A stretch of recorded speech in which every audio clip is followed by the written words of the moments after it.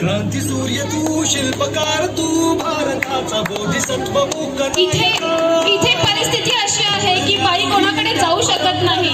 तिने तिच्या नवऱ्याने दिलेल्या वेदना सर्व सहन करत आहे. त्यावेळेस तिच्याकडे काही पर्याय नाहीये. बाबासाहेबांनी तिची परिस्थिती जाणून घेतली आणि स्त्रियांना घटस्फोटाचा अधिकार. डॉक्टर बाबासाहेब आंबेडकरांचा डॉक्टर बाबासाहेब आंबेडकरांचा स्त्रियांसाठी बाबासाहेबांनी झिजले. डॉक्टर बाबासाहेब आंबेडकरांनी जे स्त्रियांसाठी जे केलं ते आजपर्यंत कुठे करू नाही शकलं. म्हणूनच या स्त्रिया सगळीकडे पुढे आहेत.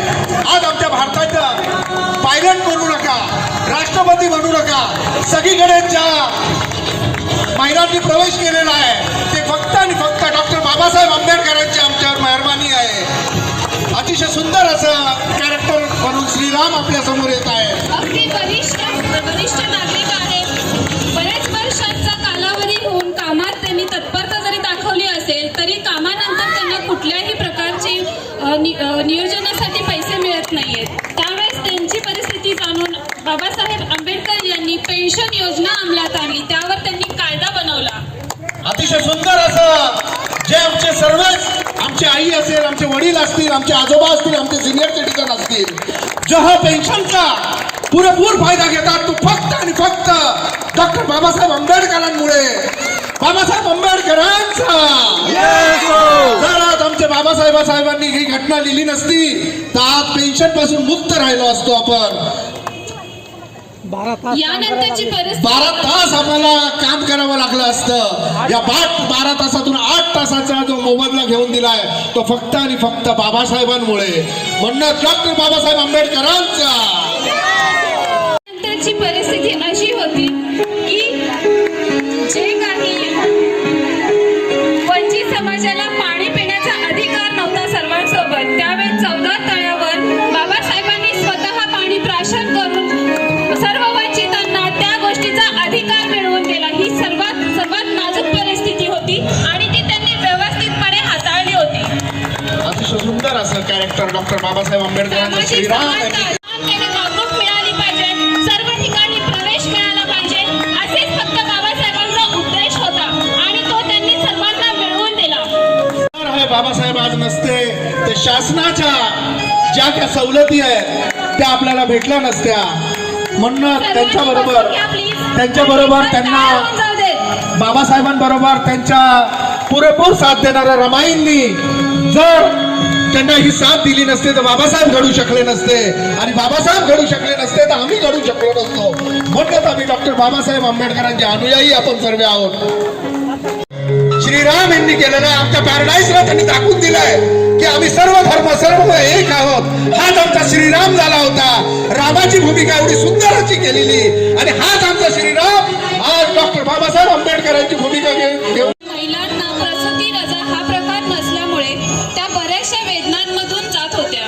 याची जाणीव फक्त बाबासाहेब आंबेडकर यांनाच झाली.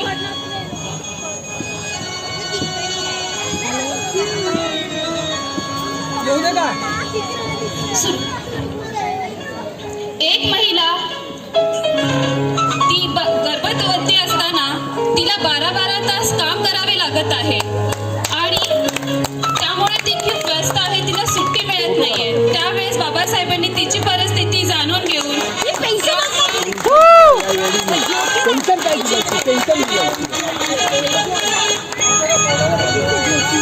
मॅटर्निटी ऍक्ट, बाळंतपण रजा कायदा अंमलात आणला आहे डॉक्टर बाबासाहेब आंबेडकर यांनी.